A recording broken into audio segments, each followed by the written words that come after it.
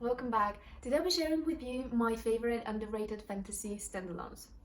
That was a mouthful, but basically my idea was to share with you some of the books that I really love, but I think that are not getting enough attention, people are not talking about them enough, and they just need more love than they're currently getting.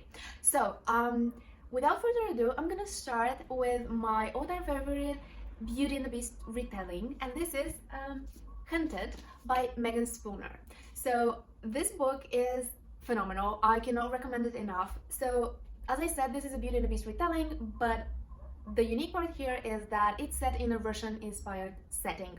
And also the fantastical elements here are based upon Russian or Slavic folklore. So this alone makes it very different than all the other Beauty and the Beast retellings out there, because the majority of them are set in a Western type setting, and this one was really interesting. It was a unique spin on the tale that we all know, and I really enjoyed the main characters because the beast in this story is actually a beast. He's not like in most of the other retellings, a handsome prince who just has a scar, or he's not Tamlin or most of them are just like pretty people and they have a curse cast upon them, and that's it. And in this case we have an actual beast, an actual animal, and he cannot communicate. So the story is very different than what we all know from the retellings, but it also follows, at least at the beginning, very closely the original tale. So it's quite interesting, and it's also a very beautifully written book, and it has one of the most satisfying endings I've ever read in a book.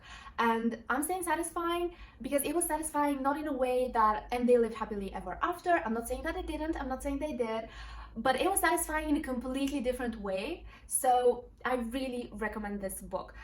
This author has it's a series, you could count it as a series, but basically she writes retellings of famous fairy tales or stories, such as obviously Beauty and the Beast. She has another one coming up next year, which is going to be based on Peter Pan. And there is another one which is called Sherwood, which is actually my second recommendation for this video. So Sherwood obviously is based upon the tale of Robin Hood. However, in this tale, it's we find out at the beginning that Robin Hood is dead, and so Maid Marian has to take the mantle of Robin Hood upon herself and start helping people. She does so involuntarily, so it's not like she's like, oh, I'm gonna go and help those people out. It's more like she's forced into that situation. And also the evil Guy of Gisborne comes at the very beginning when she finds out that Robin is dead and she mourns for him. So Guy of Gisborne comes and he requests her hand in marriage. So she doesn't want to marry him, and at the same time she wants to help people out as Robin Hood. And a lot of conflict goes from there, because Guy is actually chasing Robin Hood, and he wants to marry Maid Marian, and he doesn't know that they're one and the same. So it's a very interesting story. I really enjoyed it. When I was reading it, I wasn't sure like how the story was going to develop. I wasn't sure which direction the story was going to go into, so I wasn't sure how I felt about this book. But then after I finished it, it was so satisfying that I absolutely fell in love with the book after I read it, if that makes sense. Like, it's been a year since I finished Sherwood, and I still think about it, and I still revisit that story from time to time, like reread my favorite passages and stuff, because it was just a story that stayed with me.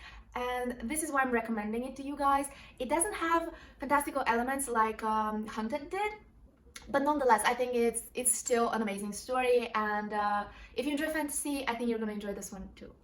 My third recommendation is another retelling, and this is a retelling of Arabian Nights. This is 1,000 Nights by E.K. Jonhson, and oh my god, this book is everything. This is one of the most beautifully written books I've ever read. It follows the relatively known tale of Arabian Nights. So we have the unnamed protagonist. We don't know her name up until the very end, and after that, I don't know why I said that, we never find out her name.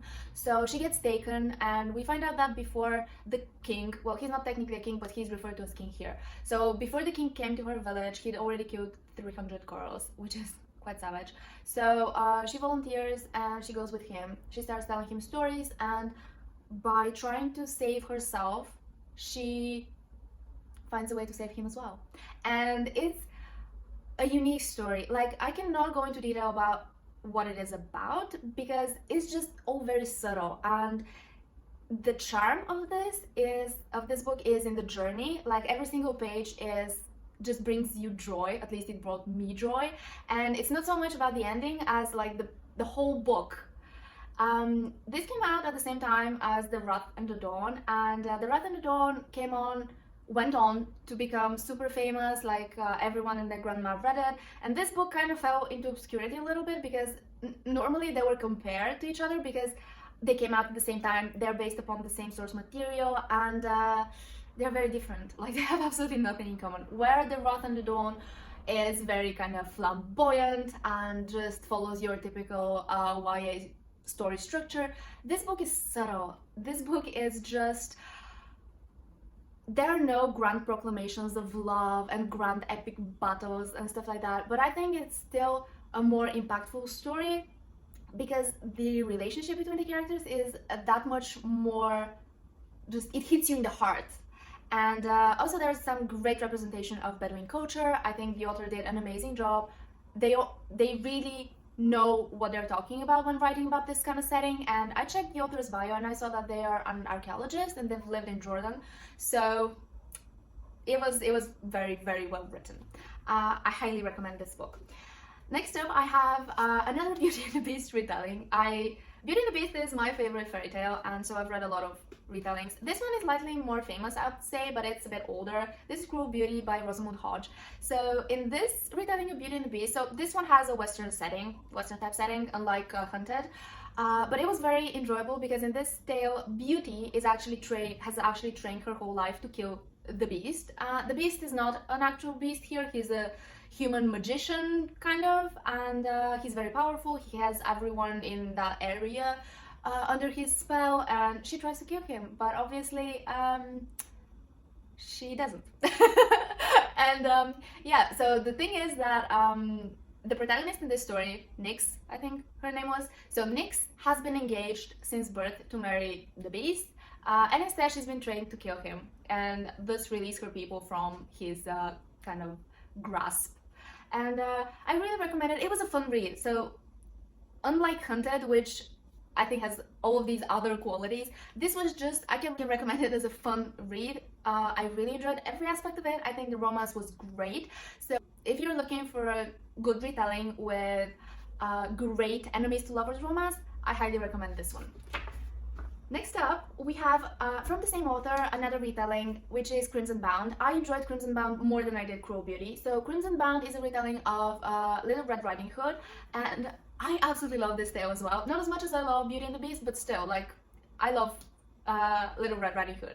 And in that tale, I don't know how much I can say without spoiling anything, but it's set in a French-inspired setting. So I really enjoyed Crimson Bound because it managed to surprise me in several occasions. One, I did not guess who the love interest was, because like it's very romance heavy as well. Like there are fantastical elements to it, and there is a whole mystery going on, but also there was like a lot of romance, and I did not guess who the romantic interest was gonna be. And number two, I didn't guess the ending at all. Like there was this huge plot twist at the end. Normally I guess plot twists fairly easily, and in this case it completely blew my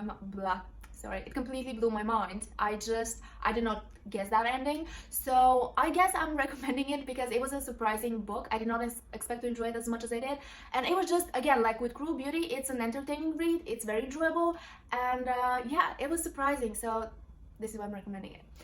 Now next I have two more books, and one of them is one of my favorite books of the year, and this is Hold Back the Tide by Melinda Salisbury. So I think it's best if you go into this book completely blind. Based on the synopsis, I thought it was gonna be some family drama or something. It's not really. So I would suggest going completely blind into this because it managed to blow my mind again. I think I'm saying this too often in this video, but there are fantastical elements in this book, but I'm not gonna say what kind of fantastical elements because that's gonna be a huge spoiler. And basically we're following this girl Alva who lives in a very remote village in Scotland in what I would say is the 18th or 19th century. We never get the time period, but based on the machinery and like the technology they have, I'd say 18th or 19th century. So this is a very remote part of the world, and heard that. Okay, so I said going blind into this, but just as an overview what the story is about. The only thing she wants to do is escape like her family and her village, and she's arranged to escape in 2 days. Something's happened, and it seems that she won't be able to make it.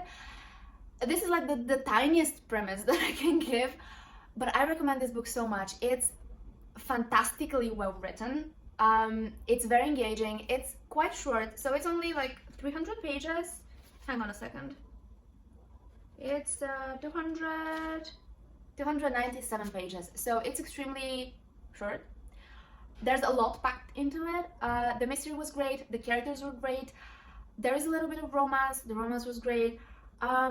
It's just, it hits you right in the heart. I just, like, I cannot believe when I read it, I closed it and then I cried for, I don't know, like 2 hours or something. It was amazing. It was just amazing, and it has some of the most beautiful writing I've ever read. I accidentally read the first sentence because it was on my Kindle, and I was just scrolling through my Kindle, and I stumbled upon the first sentence, and I couldn't stop reading until I had read like 5 chapters. So this is how binge-worthy it is. Highly, highly, highly recommend this one. And the final book that I want to talk about is It Will Fall by Sarah Harian. So this is a fantasy horror, and it's about these 8 criminals who are sent underneath a mountain to fight an ancient evil, and they're trapped, obviously, like in those underground caverns and corridors, and they need to find their way and kill this ancient evil. And meanwhile, they discover a lot of things about the past and what this evil was, etc. So it was very interesting. I didn't expect to like it as much as I did. I gave it 5 out of 5 stars, and it was people were dying, so it wasn't one of those like stories where everyone gets to survive to the end. And the horror element, in my opinion, wasn't super scary, but there was some body horror, so if that triggers you, then this might be a bit tricky to read. But apart from that, I think that it was very well balanced in terms of like the horror elements and the fantasy elements. The mystery was quite interesting, the characters were nice. I thought they were quite enjoyable to read about, and we don't really get a lot of horror in YA fantasy, so if you're looking for something like this, I highly recommend this book.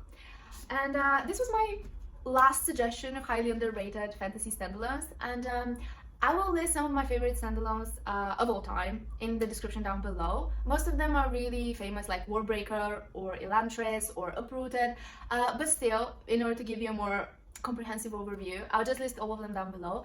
Let me know what your favorite standalones are, and thank you so much for watching, and I'll see you next time. Bye!